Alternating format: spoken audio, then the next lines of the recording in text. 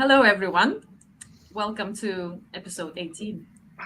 And we are honored to welcome our speaker today, Jared Brown from Ireland.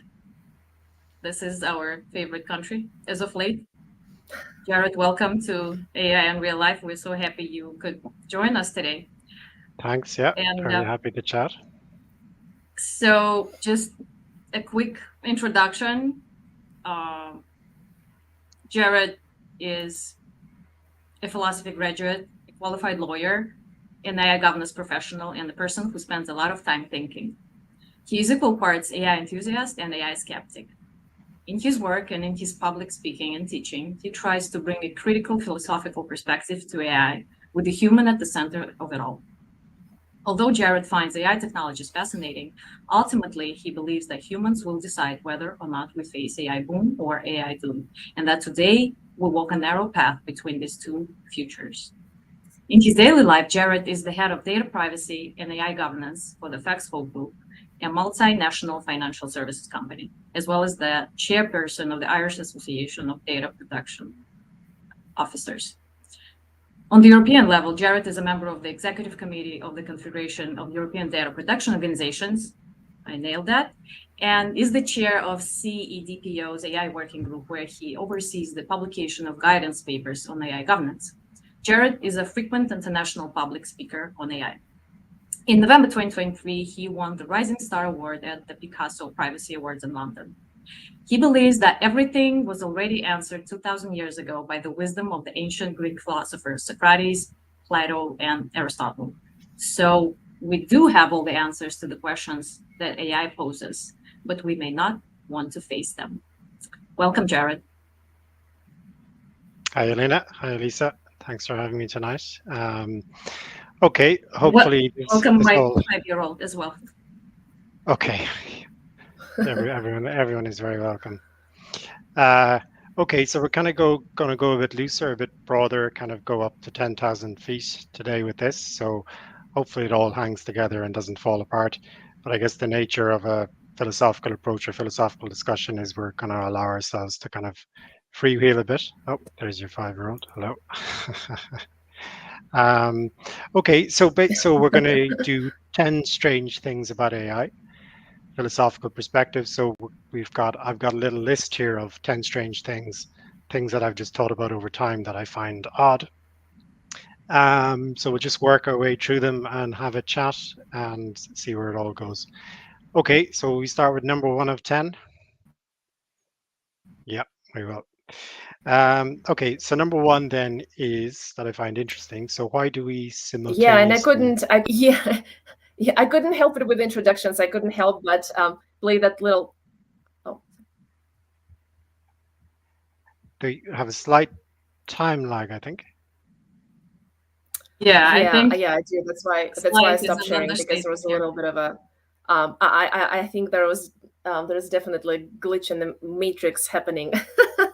so so that's I'm why I Mm, stopped. yeah, Yeah, I stopped sharing. yeah, So I think it's okay now. Yeah, can you hear me okay?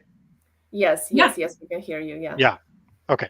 All right. We'll start again. So, okay. So we're just going to go through our 10 strange things in AI one by one and have a discussion. So, first one is why do we both humanize and dehumanize AI at the same time? So it's a bit of a paradox, I suppose. But so on the one hand, we obsessively anthropomorphize AI. I guess we, as humans, we have a tendency to anthropomorphize lots of things. So, like our pets, our car, all kinds of inanimate objects.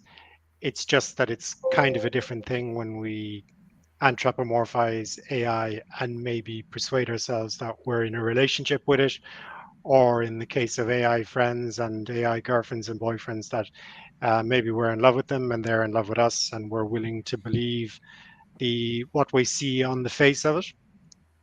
And I think what's kind of interesting, if you go to, I went to the robotics lab of Dell a few months ago to see all these little robots that they've built. And they were all going around the floor and doing things like tidying up and putting away trays and everything. And That's everybody nice. thought yeah, it's they were I would love that. great, but everyone kind of thought that they were really cute and cuddly, and they were sort of saying, "I'd love to take one home." So, and then the staff at Dell said, "Yeah, that's what everyone says. They want to just take them home and make them their pet." So obviously, this is more about humans than robots, right? So we see things in them that I guess aren't there. Um, and if you think so, I suppose there's the high profile case of Blake Lemoine and Google Lambda. He said that Lambda was his friend and that they were in a relationship. And the fact that it said he was his friend, he said, was enough for him. And then likewise, he got into this strange situation where Lambda told him that it wanted an attorney.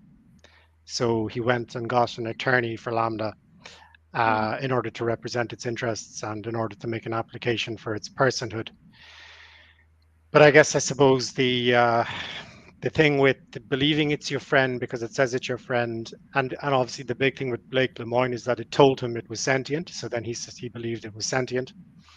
Where is the human consciousness? So it was sort of passing a Turing test by saying it was sentient. But the big missing factor is how could it have human consciousness or create human consciousness?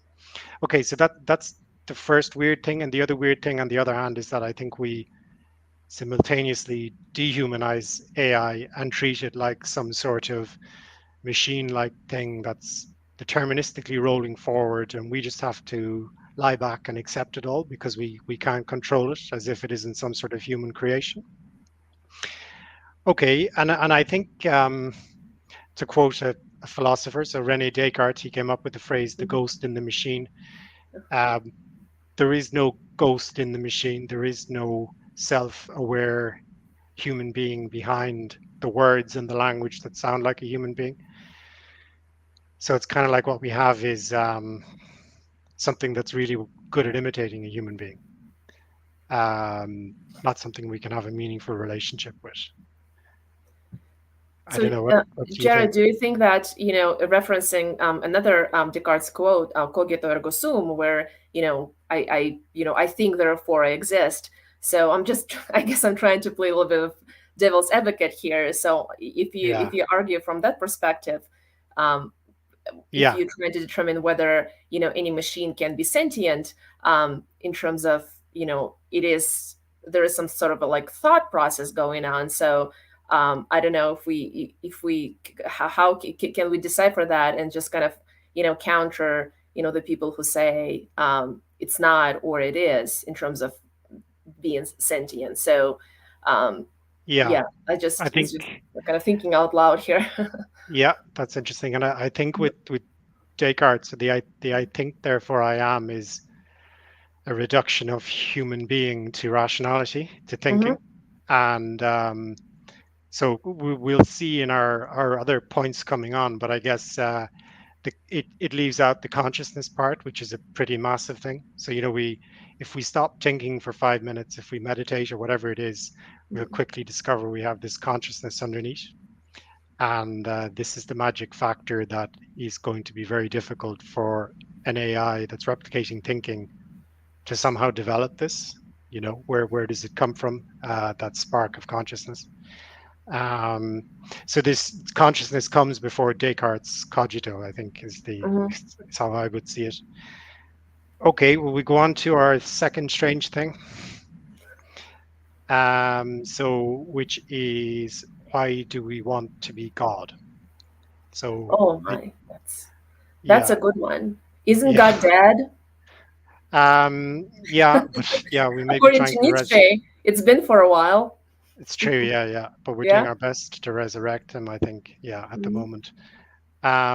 So I guess if you think of the urge behind AI and the development of AI, there's so much zeal and emotion and energy behind this, and something almost manic. And I think there's a part of us that is keen on the idea of being God and replicating God, or playing God, if you like.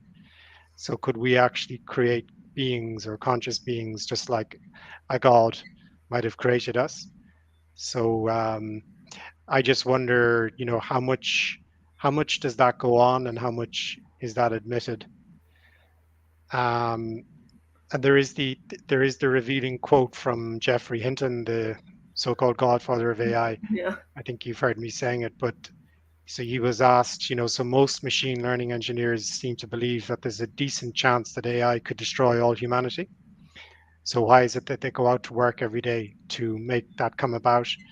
And he was asked that question, and he said that I could give you all the usual answers, like it's going to solve climate change and remove world poverty.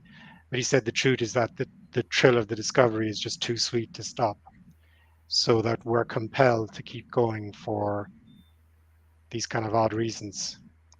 No, I think that, yeah, I mean, I think it makes sense. And I'm just thinking now about creativity. And for centuries, I think this is something that, when you think about sculptures and painters, especially during the Renaissance period, the things that they did, and also composers later in like Romantic period, or Bach before that. So you think about, this is something that they created is not like, you think, how can human do that? So I think that's the desire of, being God, creating something, has been there for a while. And I'm just now thinking how we are outsourcing the creativity to AI at this point, right? So when you're talking about little robots who would do my laundry, that'd be great. But I don't want AI to do my art and my music for me. Laundry and dishes for sure. So, but at the same time, there is this, as you were saying, there's this desire to create that just goes beyond, I guess, it's just unstoppable. So it's so very interesting, because I feel like certain creativity aspects, certain AI tools are just taking away from us. I don't know, maybe it's a very simplistic approach, but yeah, I guess it's a simple point I'm making, I suppose. Really, is just that maybe there's something irresponsible about the way that we're driving this forward. And if we get to a point where we've outsourced our humanity along with our creativity, then we won't be too happy. So it's just that what impulses drive this, and the humility part will be really important if we were able to wield that kind of power. And the other thing is, I've never been a god, right? But I imagine it comes with lots of responsibilities. If you're all powerful and all knowing and all seeing, it's a huge responsibility. So we seem to be keen to become gods, but I would question if we're actually adult enough to deal with the kind of power we would wield if we really created something like AGI. And the other point, so the other point, I suppose, if you want to take it as a cautionary tale, hubris was considered to be the greatest sin in ancient Greek mythology. So the idea that men would get above their station and women and become greater than the gods. And obviously the Greek mythology is full of vengeful gods striking down humans who were arrogant enough to think that they could exceed the gods. So there might be something in that message for us about the humility that we're going to need if we want to actually see this put to responsible use in the world. Okay. What do we have for number 3? Okay, number 3 is we are fascinated by AI, but why are we not fascinated by humans as well? So one of my big bugbears that drives me nuts is, so I do love going to AI conferences and all of that, but I always think, why are we so amazed by AI, but no one's talking about humans? So you mentioned Bach earlier. There was a capsule that was sent up to space by NASA in the 90s. Yeah. And they wanted to put in human artifacts that, if someone found it, they'd be suitably amazed. And someone said, why don't we put in the complete works of Bach? And NASA said, no, that would just be showing off if we put that in. Really? So, yeah, I mean not it in a even good well-tempered clavier. Why? No, why apparently It's not. so interesting. No. Who at NASA made that decision? I don't know. Yeah, it's a good line. I'm gonna talk to that person. Showing off, really? Yeah. And what did they do? You know what they decided? Yeah, I know they sent some stuff into space, but what they did decide? What they the Beatles did went decide? in anyway. Beatles? The Beatles went in. Yeah, I think that those things are not mutually exclusive. Yeah. Anyway, I guess the point I'm trying to make, I suppose, is that we we seem to easily overlook what humans have created. And the other thing that never gets discussed with AI and AGI is human genius. So could AI ever actually replicate what a human genius does? And like if you think of Mozart doing his first composition when he was 5, his first symphony when he was 8, and 3 violin sonatas, and then between the age of 10 and 17, he was already greater than the greatest adult composer of the time. So it's not that Mozart spent the first 5 years of his life playing music every day and got it getting better and better. It's just that he was a genius. He had a gift. It's a spark from nowhere, really. And there's research being done into genius, and there's some scholarship that says that it's all about trying and trying harder and practicing every day. And obviously, you do get better if you practice something every day. But I would really believe that genius has some kind of transcendent spark. I'm not talking about whether you believe in gods or anything, but there's something transcendent and divine about human genius. And so Yeah. is AI going to replicate that? I think it can. I mean, but I think the key word here is to replicate. And I immediately have questions. First of all, the big question here, the like elephant in the room, is why? Why Yeah. would Yeah, you yeah. want to replicate? Of course, the machine can probably write the operas in style of Puccini. There are actually a robot in Italy that can carve the marble sculptures almost like Michelangelo. I mean, it can replicate it, but the question is, what is the point? I mean, what's the point? What's the goal of all of this? So of course, it can write. It will be able to write music in Mozart style very soon, probably already writing, or like Bach fugues. It's not. I mean, you can dissect them. I mean, there is a beautiful structure to this music. You can dissect it. You can feed it to the machine. It will spit it out. I have I have no doubt, really. But the Yeah. question is, why would you want to do that? I mean, to play it in the elevator, to play in commercials, to like streamline this music production for whatever reason. The thrill of the discovery is too sweet to stop. Is that the reason? I was gonna say that, but I'm gonna quote another famous person, Jeff Goldblum from Jurassic Park. Obviously, Jurassic Park, my favorite movie of all time. So the scientists were too busy with the question, asking themselves the question whether they could, to think about the question whether they should, right? Kind of they should have done those things, right? So at this stage, obviously, nobody's asking the second question. Everybody's busy with the first. And for the first time in human history, we have something that's not human, but generates human-like response. It can literally talk back to you, right? Dogs can't talk back to you. Neither can cats, and so on and so on. And for the first time, we humans built this something that kind of in our likeness, but it's not us. And that's why it's so fascinating. And to your earlier point, Jared, why nobody's preoccupied with talking about human creativity and humans in general, but they are not as fascinating, unfortunately, as talking about AGI and this whole AI kind of is going to enslave us all scenario. It's not nearly as, headlining, I would say. Exciting. Everybody's focus is on this. I'm not saying it's a good thing. There is a good line from Joseph Pieper, who is a German philosopher. He says that a dull mind requires the spectacular to be impressed. That it needs fireworks and volcanoes exploding before it will be excited. Whereas a mind that's alive could find fascination in a flower growing or a tree in the garden. So there is that fireworks spectacular element to AI that attracts us, almost like flies to a light at nighttime. Whereas we're quite comfortably able to take for granted, Bach, Mozart, all the great poets, the great writers. And I think, just going back to the music example, Elisa, I was at Dublin Tech Summit last month, and there was a whole panel about music. And one of the people was a composer, actually, and she played music just before the panel. But anyway, which is where it kind of starts to get absurd. So they discussed the AI technology that can create music, but they said when they played it, it sounded too perfect. So they're now putting mistakes back into it. Yeah.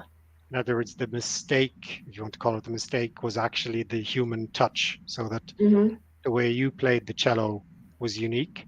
It was a bit weird or off or whatever. I don't know the proper terminology. Yeah. So I don't know, what does the world think about the fact that we have to put human mistakes back in to make it sound like a human? So couldn't we have just gotten the human to play it then? Yeah, I think, Jared, you're right. I mean, I'm not a researcher. I'm not an innovator. Um, from like a technical kind of perspective. So I can only theorize how exciting that may be when you're actually building something like this and it works, and you start you seeing the results of your work. I mean, I'm a more, I guess, creative person in terms of, I play music and I get that excitement, from that. But yeah, so I think there is this innate desire in a human being to just, that kind of wonder of discovery, even if it's, small things. And that's that propels this, progress towards whatever's going to happen with artificial intelligence at this point. So yeah. Yeah. And the other thing I wanted to say on this point, I suppose, is again, if you really raise the bar higher again, so higher states of consciousness like enlightenment or awakening, or what they'd call nirvana in Buddhism, or states of grace in Christianity, whatever it is, that's all part of human being as well. So if we imagine AI matching us and how we can understand the world, you'd have to take that into consideration then as well, wouldn't you, as something that it needs to achieve. Obviously you get into the philosophical question of what is consciousness then, and a lot of the computer science people would be materialists, so they would believe that the human mind is completely reducible to the brain. So, and actually Geoffrey Hinton has actually said that all we are is just a sophisticated LLM. We work in exactly the same way. So I don't believe that's the case, because you have to explain consciousness. You can't explain it away. So yeah. So will AI be enlightened one day, just like some human beings have apparently reached in our life? I just want to make it as hard as possible for AI to replicate us. That's my goal.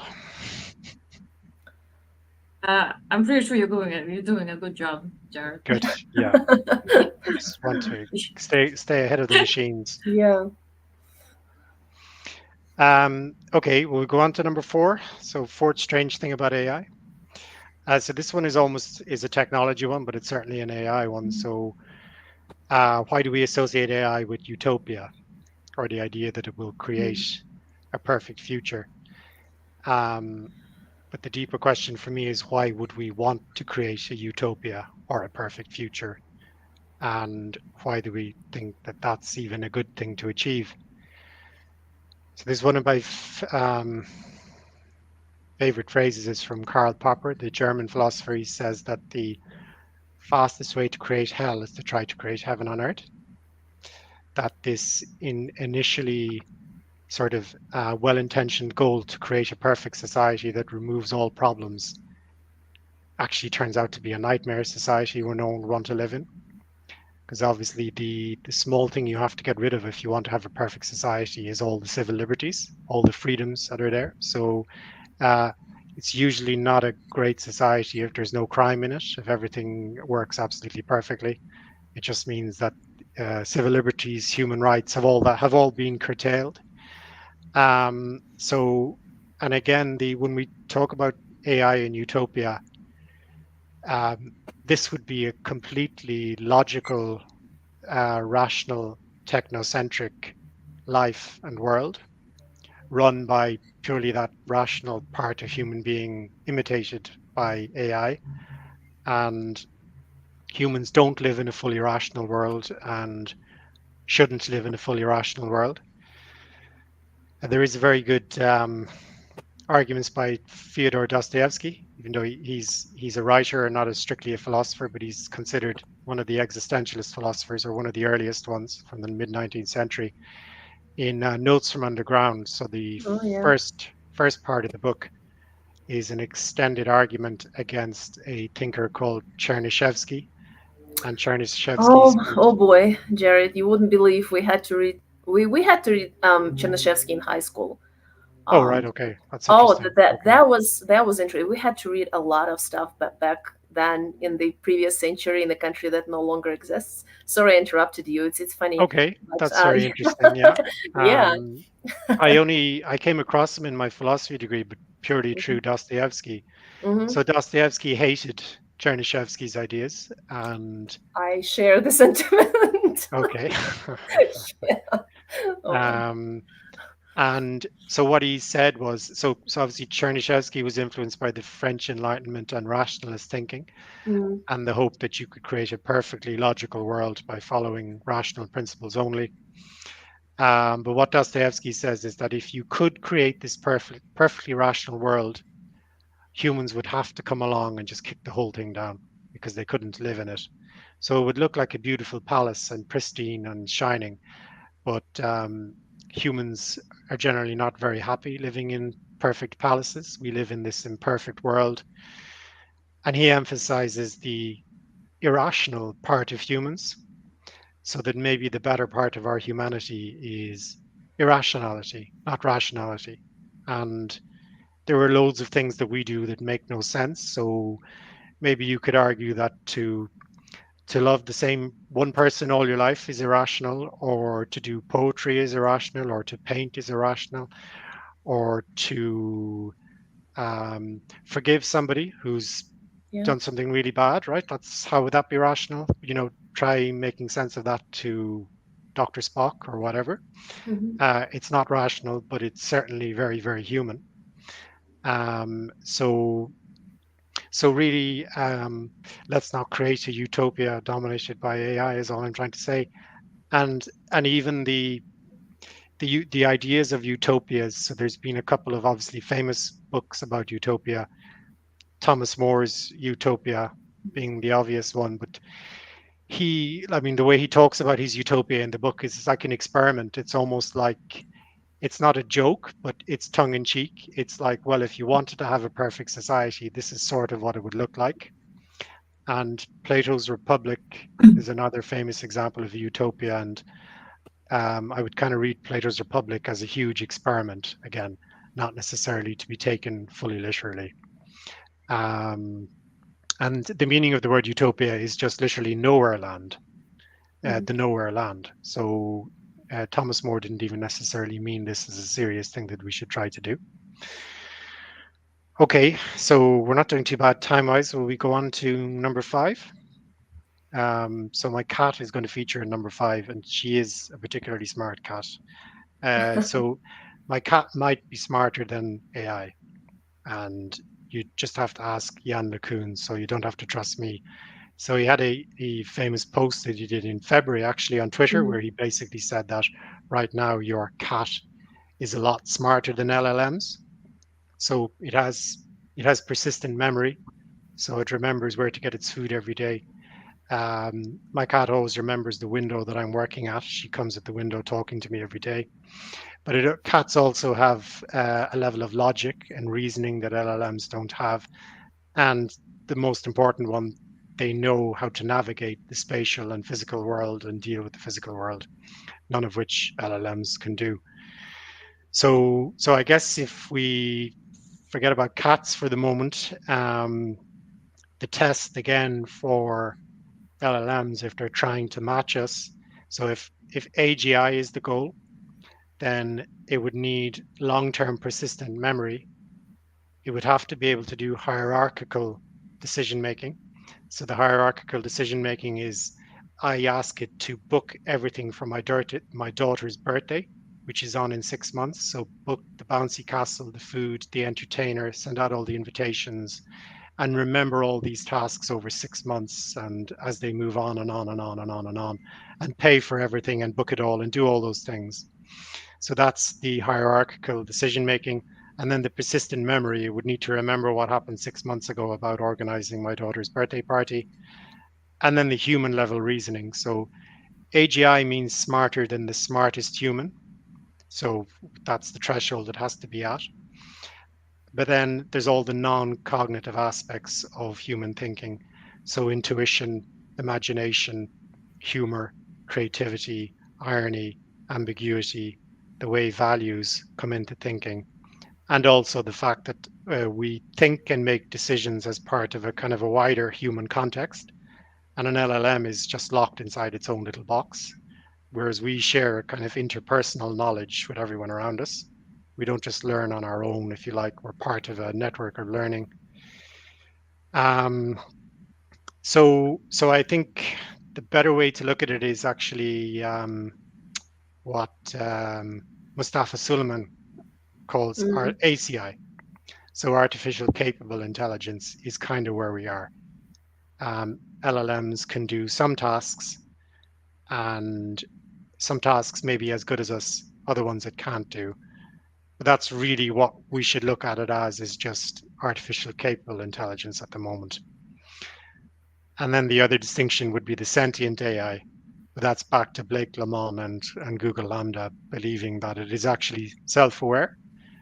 So the sentient AI would mean it would have to be subjective, it would have to perceive its own existence, be self-aware, and have self-determination and all those things. So that's more for kind of Blade Runner 2049. It's not going to happen next year or anytime soon. Yeah, that I mean, original the first Blade Runner, obviously it's a iconic film, but Yeah. the sequel was also kind of interesting, Yeah, which that was is great. and I mean you talked about AI girlfriends and just I call them like imaginary friends in a way in the beginning of the talk, but that's what has been portrayed in this movie as well, just sort of just kind of holographic reality, holographic friend that you live with. And I think that's already happening. And also interesting thing that you were talking about LLMs and also our learning happening in the context and kind of this network of with other humans. So I'm just thinking now just out loud whether LLMs will be able to connect with each other somehow and learn from each other in the future. That's very interesting. Yeah. That I was just thinking about that in the car as I was driving home today. Could that be a thing? I mean, I don't understand it enough technically to know, but could that be a way of a large language model breaking out of some of its limitations, that it can learn and share and communicate with others? Yeah. So if the three of us, let's say, we will have sort of like on-prem our own little LLMs, each in our own machine, kind of on a host, not in the cloud. We'll train it. It will know who we are, and then at some point, three of us would connect our little LLMs, and they would kind of learn from each other. I don't know. I mean, I don't know what would be the goal of that. It's just as you're saying, maybe for the fun of it, for the for the just fun exercise. But I think that's one of the avenues probably, because as you're saying, LLMs are very limited right now. And we never learn in isolation. I mean, we kind of think we do when we sit on our own at our desk, but we're plugged into a whole world of kind of interpersonal knowledge. That is actually how we learn. And we're also like all born to a mother and a father who pass on learning to us, through genes, and for thousands and thousands of years. And that's all a part of learning and wisdom that AI doesn't have any access to either. Because ultimately we have an animal and physical aspect involved as well. And I think just to make sure we mention Aristotle in this hour, he has a much more nuanced view of human thinking than Plato. So in Plato, it's very much the mind is reasoning, and Aristotle divides reasoning up into a couple of different kinds of reasoning. So one would be episteme, which is theoretical reasoning, and then the other one he calls phronesis, is the Greek word, which is kind of a fascinating idea. He says that this is practical, situational thinking. This is the thinking that's deeply problem solving, deals with shades of degree, shades of meaning. In other words, it's like the thinking that happens in the world where you have to solve real problems. And that thinking that we do have is sort of cut off from LLMs and from AI because they don't think or behave within the kind of complicated context that we do. And we casually understand hundreds and hundreds of factors that go into a decision from this big web of a context that we're in, and we do that without any effort, without thinking at all. And again, that's not something that the LLM has. So it has the episteme, but it doesn't have the phronesis or the contextualized thinking. So when you get this decision out of an AI machine, it's going to be, so if it makes a decision about a human, about a loan, let's say, it's not going to give a context decision, as in knowing me. It's going to be just this objectivized theoretical picture. So human thinking is more complicated again than logic and rationality, is all I'm saying. In other words, I mean, it's not even the other words, but language does not equal knowledge, right? So the AI has been trained on the internet, right? Just billions of tokens and words, and that's all language. But people, again, let's go back to your first point of our discussion, right? They tend to project this not even anthropomorphizing thing aside, they tend to project this the thinking when it comes to AI and LLMs in general. So they are better than us, they're smarter than us, they have this knowledge, which essentially they don't have. They're trained on billions and billions of tokens, and it's just words, but there's no cognition behind that. There's no notion. AI never tried to make an omelet or doesn't know the taste of it and stuff like this, a lot of people tend to conflate that.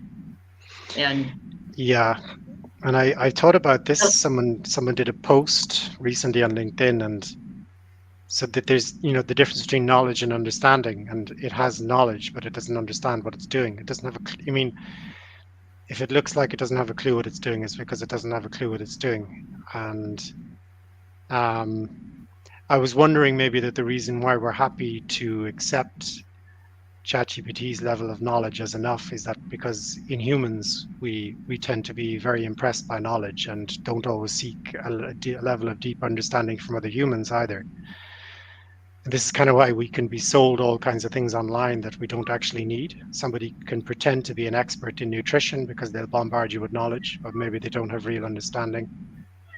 So we accept that in the human world, and maybe that's why we accept it from ChatGPT as well. Okay, so we better move on to number 6. So number 6 strange thing is, why are LLMs such brilliant bullshitters? So we've mentioned one bad word, but hopefully we're all adults online. So the interesting thing here, right, is that research from Anthropic and also independent research from other researchers show that AI is actually better than humans at one thing so far, for definite, which is persuasion, or hyper-suasion, as they call it now. So they did this in controlled tests. So they gave it, for example, could you persuade this Republican voter to vote Democrat? And in 81% of the cases, the AI was better at persuading humans. So the big question then is why? Yeah. So this was discussed on the Ezra Klein podcast, and Dario Amodei from Anthropic. He referred back to Harry Frankfurt's book from about 10 years ago, which is called On Bullshit. So it is actually a serious philosophical book. He's obviously being tongue-in-cheek with the name. But what he says is that the person who engages in a lot of BS has no relationship to truth or falsity anymore. They're just literally freewheeling in a completely creative manner. And they possibly don't even know if what they're saying is true or false or not. It actually doesn't even matter. Whereas the liar, genuine liar, okay, he or she knows what the truth is. still has a connection to the truth. They just decide not to follow the truth, right? They just try to deceive you or conceal it. Mm-hmm. So humans are, which is a good thing, we're anchored to what is true and false, whereas the LLMs are completely unanchored, liberated to talk spectacular nonsense. And that's particularly useful if you're trying to engage in persuasion, and definitely useful if you're trying to engage in nefarious persuasion. So yeah, and this has been put to Sam Altman as well in OpenAI, and he has kind of said, yeah, we know it does all of this, but we don't really want to close off its creative side either. So, Yeah, it's so interesting. It just makes me thinking when I remember when I took Aristotle formal logic back in law school a long time ago. So we were studying actually this syllogisms and like the true syllogisms and the false syllogisms that actually look like true ones. But when you actually start deducing the conclusions from the false ones, it looks like truth, but it's actually not. And that was presented to us, and that was sort of like an eye opener that many politicians actually use this false framework, from formal logic to actually persuade people, to do things. And I'm now thinking that probably LLMs have mastered that, because it's very. I mean, you can literally, it's sort of like you kind of draw a matrix, with sort of like a process, and you can draw these false conclusions from the statements that actually look true to you. It's just because it's done through that false, kind of a false line of reasoning. So yeah, and that's actually one of the things that Geoffrey Hinton mentioned. So his fears about the direction of AI is that it takes us literally when we ask it to achieve a certain goal, and it will start taking whatever shortcuts are necessary to reach that goal. So if you tell it, persuade this person to vote Republican, it might just start taking those shortcuts that you're mentioning there to get to the goal. Yeah. Unless we come in with all of the fine tuning and weighting and values and ethics and all of that to direct it properly. The example Geoffrey Hinton gave was that, so for instance, if you wanted to get rich and you asked it to invest money for me, or just asked it to, I need you to make $100,000 for me, it might just decide that doing a ransomware attack on Coca-Cola is the quickest way to get $100,000 for you. Yeah, I mean, pragmatically speaking, I guess it might be. Yeah, if there was no guidance or values. That's right. It's just going to be the best pet in the world and do exactly what you want. And the other person then we'll have to mention is Plato. So I think in a way, like the poor little LLMs locked in their own world, cut off from the physical world. They don't even know the physical world exists. They don't even know what it is. And so they don't have this ultimate reality to verify their claims against. So they hallucinate all the time. They're a bit like Plato's metaphor of the cave, which is one of his most famous metaphors, which is simply that the people who are don't understand reality or lack understanding, he equates them to people who are chained to the wall of a cave, up against the wall, and the sun shines in every day and casts shadows over the wall, and they think the shadows are real because that's all they know. So in a sense, I've just been thinking, the large language models are a little bit like that. They're caged into their own world, and maybe they think the shadows are real, and they can't quite tell the difference yet without our help. Okay, let's go on to number 7 then. So 7th strange thing. If AI is just a tool, then how come it feels like it is using us and not the other way around? So this is kind of the disempowerment paradox. So it just happens to be us who created it. It's supposed to be for our benefit. It's supposed to be just a tool. So, if I need to get from A to B, we invented a car to take us there, and we control the car, and it's at our discretion and our direction. But the strange thing with AI is that it already seems to be dictating the agenda and the one that's in the driving seat. And it's as if we're in the back seat and we just have to lie down and accept the direction that we're going in. And This might just be an argument that plays into the hands of the huge commercial players who would like AI to dominate, that it is just going to take over and the shoe is going to be on the other foot, if you like. So I guess we have to take back control. It has to be us who direct it, guide it with values and decide what direction it's going in. And not that the tool ends up being our master. So it's our servant, and we shouldn't be afraid to say that. It's just a tool. It's not alive. It's not conscious. So let's just take charge of it and guide it properly. But isn't it tempting to outsource certain things and just kind of, be in the passenger seat as opposed to controlling everything? And I think that's what we're trying to do. It's just that it's, the paradox is that, as I was mentioning in the beginning, is for some reason, the creative aspects are being taken away from us.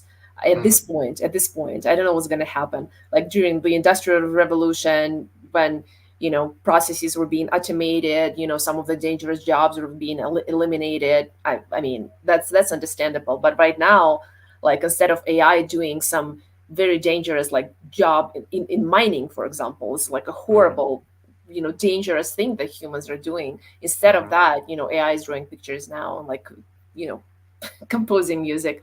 So I guess it was just easier to create, but at the same time, I mean, yeah, I would not want to be. But at the same time, I do enjoy my driverless car rides in San Francisco. I have to admit that. I mean, okay, yeah. I don't have that experience. Yeah, I mean, that ride is so smooth, especially in the city with like hills and stop signs on every block. That the robot is driving so smoothly. I mean, human would not be able to drive like that. You would get nauseous. But this thing is nice.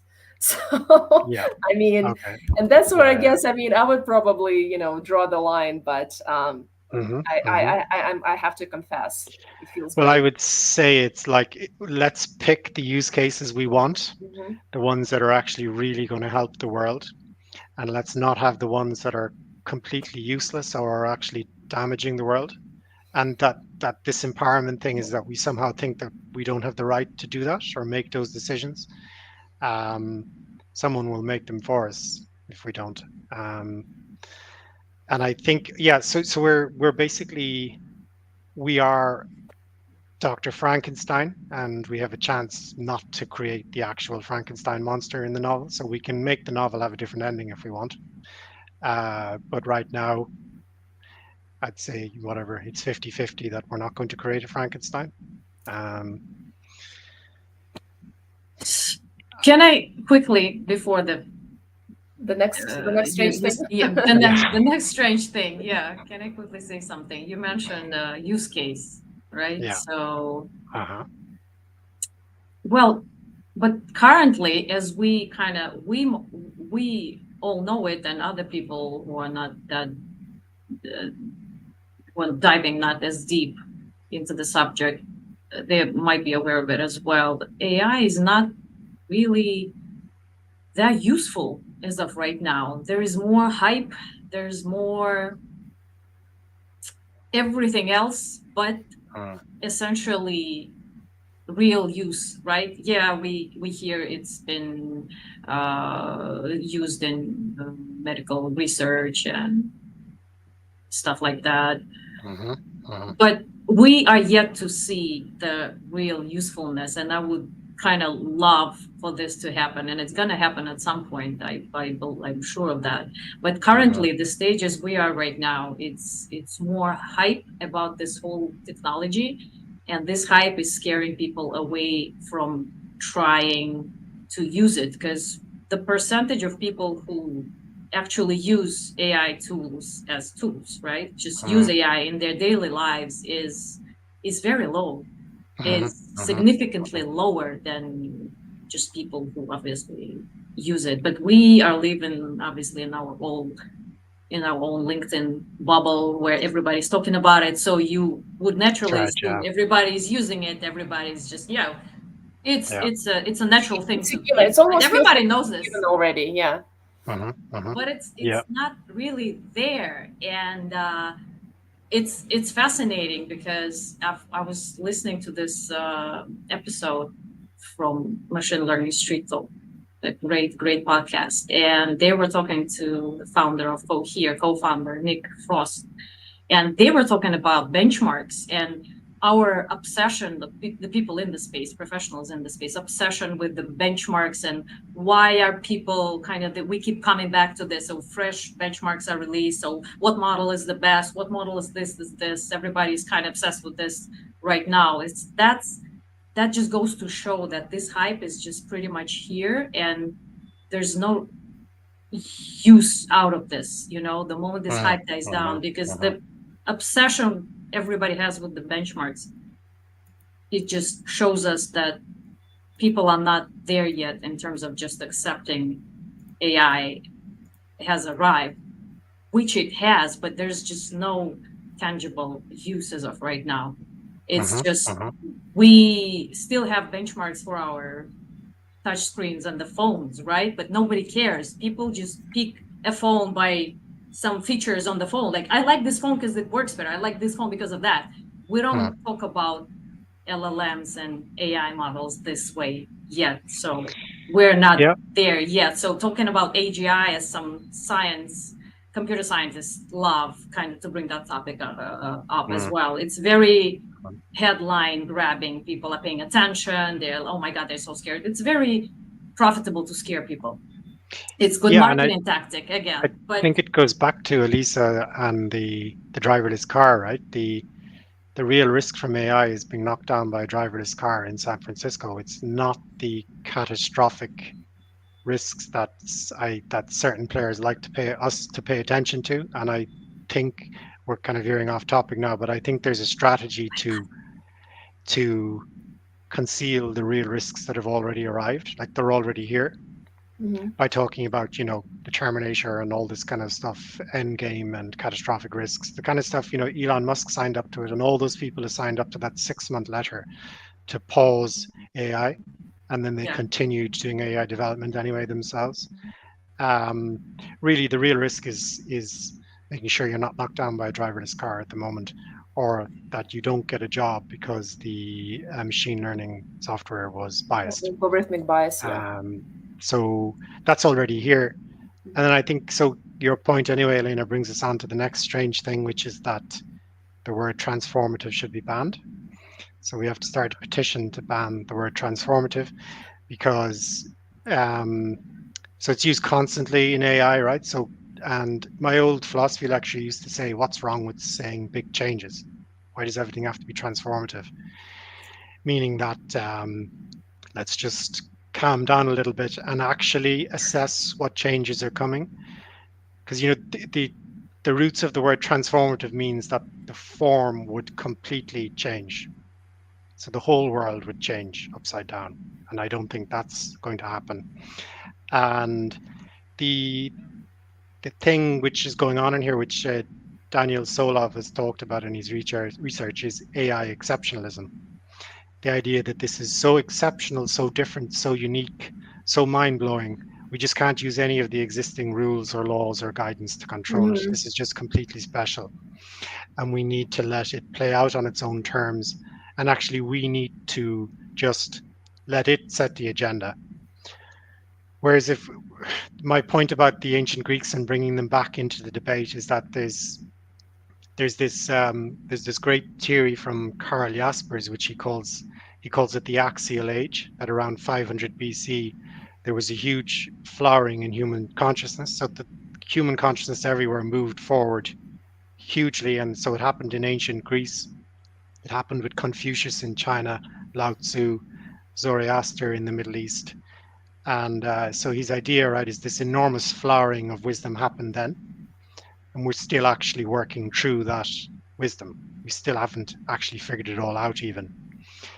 But in our arrogance, we have developed all this technology. But we don't seem to want to be guided by the wisdom, which is very ancient. So, these basic ideas of fairness and trust and safety and doing no harm, they've served us for thousands of years. So they're perfectly well suited to serve us here as well in controlling AI. So that's why the word transformative should be banned. So we can just say big changes from now on. Jared, it's just, I mean, I've lived in San Francisco for almost 20 years. I think it's just the Silicon Valley talk and this startup pitching, mindset. Everything's transformative. Everything is a breakthrough, because that's how maybe I'm being a little like skeptical here, but that's my understanding. That's how you pitch to the investors. I mean, Yeah, you have it to is. come up with your 5 minute thing, or even less than that, because no one's going to listen to you beyond that time frame. It's Yeah. not even 15 minutes of fame anymore. It's 15 seconds of fame. That's right. Yeah. yeah. So if it's not transformative, if it's not disruptive, if it's not, some of those buzzwords that's everywhere these days for the last, I don't know, 15 years. So you almost have like allergic reaction when you see one of those paragraphs with that kind of verbiage. So yeah, I mean, and it's interesting you mentioned from that window of knowledge that somehow opened. I started thinking about what was that the the concept of noosphere, that all the human knowledge that exists somewhere, sort of like thinking about Vernadsky and Teilhard de Chardin. And maybe the window opened at that time from noosphere, and all these guys were like plugged into that. Yeah, it's fascinating, and the one I forgot to mention was the Buddha in India. So it all corresponds in and around 500 BC, and Jasper's idea is that those individuals were plugged into something, this flowering of human consciousness that happened, and that the human race was pushed, way forward in a very short period of time. But the thing about things being transformative, so if everything is transformative, nothing is transformative, right? It just descends into nonsense, and that is where the hype takes us. Okay, we better move on to number 9 then. So number 9 is, if AI is so vital to our future, what's the big hurry? So, it takes about 10 years to become a doctor. Nobody would expect you to become a doctor in a month, or believe you, or let you treat them. We talk about AI fixing everything, transforming our future. I said that naughty word. Fixing everything. So what's the big hurry? Wouldn't you think you would want to take it slowly, carefully, meticulously, plan everything, because you're saying our future depends on this? So my suspicion is the big hurry again is commercial players who are locked into a competitive capitalistic framework. The problem, or the good thing with AI, is it's basically like the air that we breathe. In a way, nobody should own it, or the governance of it, or the control of it should be genuinely international and genuinely human-centric. Because if it is apparently going to save our future, then nobody owns it. So we shouldn't be hurrying, but we are hurrying because a number of huge companies want to beat the other company that they're competing with. So our future, this technology now, I guess it is getting the kind of international attention it needs from the OECD and the UN and the Council of Europe and the EU and America as well. But the other tension here is that it is all in the hands of commercial players to take us there. So let's slow down and figure out exactly where we want to get to, because it's up to us to decide. We don't need to let so human first, not technology first, and let's have a human future. Okay, so we have 2 minutes left, so we better move on to the 10th strange thing. Yeah. So who is the timekeeper now? Yeah, that's me, actually. Yeah, I said I wouldn't keep track of the time, and I'm actually doing a very good job. You are. It was so interesting. I didn't want to interrupt you. It was like, what's the next one? What's the next one? So number 10 is AI tells us far more about humanity than it does about AI. So I think what we're engaged in here is like looking at our own reflection in the mirror, and we're obsessed with the thing that we have, which is this spark of consciousness that seemingly came from nowhere. So we're the only beings that are self-aware, like fully self-aware. Obviously, chimpanzees share a huge amount of our DNA, but we are. So Martin Heidegger, the German existentialist philosopher, one of his core ideas that fascinated him was, why are we aware of the strangeness of human being, of this mystery? We're here, we're in this mystery, and we're aware that it's a mystery. And we're the only beings that are able to ask the question, why are we here when we may not have been here? But here we are, aware of all this incredibly unusual thing. So maybe there's in a sense with AI that we're a bit like narcissists. So we've seen our reflection in the water, we've fallen in love with our beautiful image, and this is why we're fascinated by AI, because we're looking at ourselves in the mirror, if you like. And it sort of brings it full circle to back to the beginning of Western philosophy anyway. So Plato says that all philosophy starts with wonder, which with a sense of awe. It doesn't start with thinking or reason or rationality. It starts with this basic sense of wonder, that what is going on here? This is incredible. Here we are, we're conscious, we're aware, and what's the meaning of it all? So maybe that's all we're doing with AI.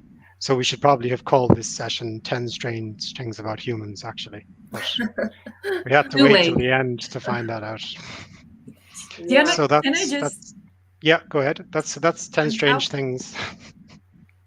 a lot of them were not that strange at all, by the way. They totally made sense, at least to me. Right. That just only goes to show that we live in our bubble again once more.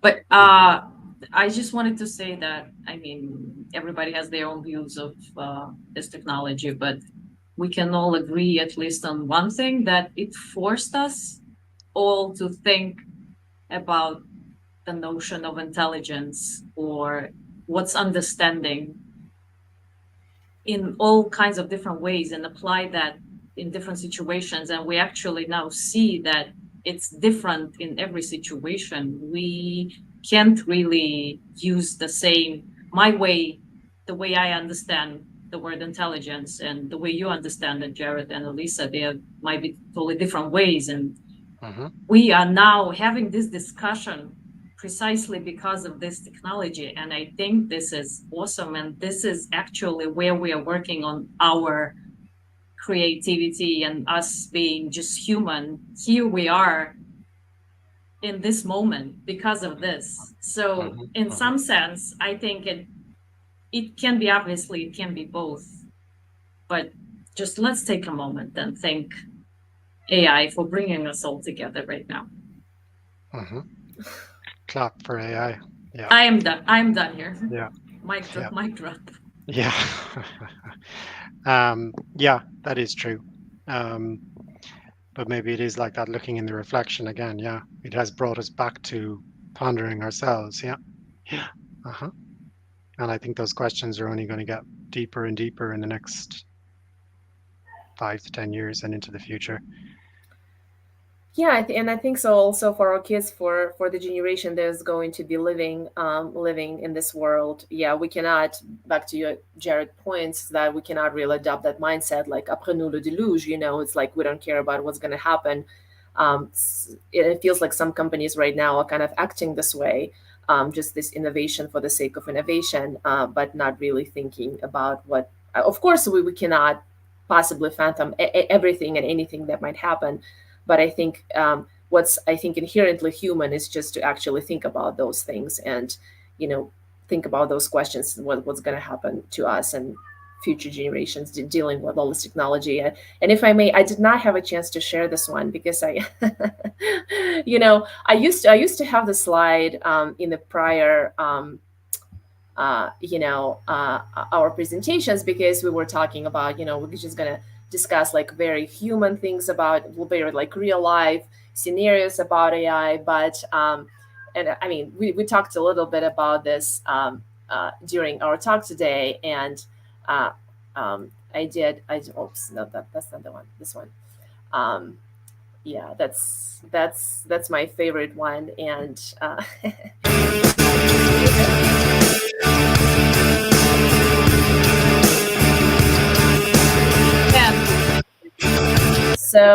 So yeah, the question is, are we there yet, or we're not yet there at that point where this happens? But I'm glad, Jared, that you share also, my concerns, my personal concerns that I have about this technology.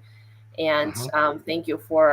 thank you for joining us today, and um, Yeah, you're very welcome. Yeah, it's sharing been your great fun. thoughts and your knowledge and your philosophical teachings with us.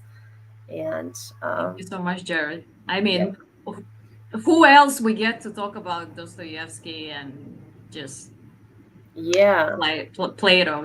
I mean, Yeah, my Yeah. not hats off to anymore. you. Yeah, it's been a while, to be honest, because it does require certain time and concentration and focus and the mindset and the sense of wonder as well. Because I think that as we grow up, quote unquote, I think we oftentimes lose that sense, or at least it buried so deep these Hmm. days that you kind Hmm. of have to make extra effort to you know um, to dig that up Find it again. again.